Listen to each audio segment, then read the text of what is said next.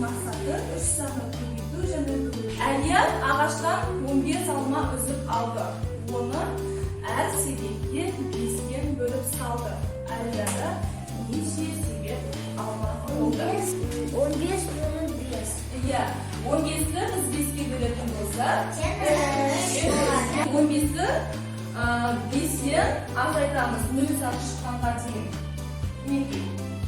3-ке бөлінетін 30-ға дейінгі барлық сандарды ата.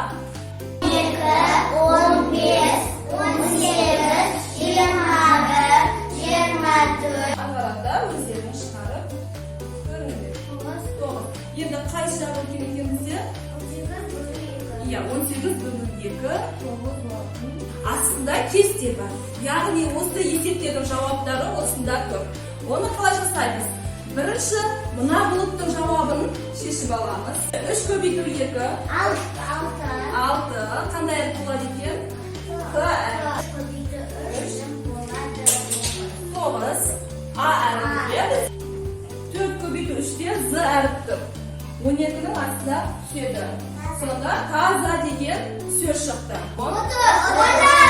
А әріпі, яғни бізде таза ауа деген сөз шықты. Қайта құнқылай, яғни сендерге практикалық тапсырма боламын. Сен өздерің алып кетесіңдер. Осының артында сендерге тапсырмалар беруге алда.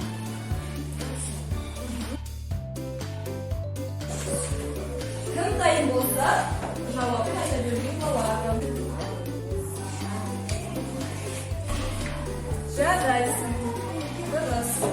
4-ші тапсырмасы 4 қысқашы. Ақтағасына ғой.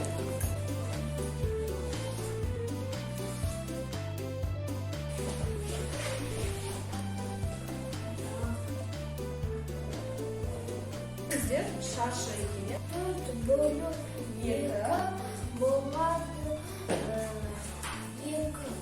Қане біздер ойлайық, ойымызды жимайық. Қандай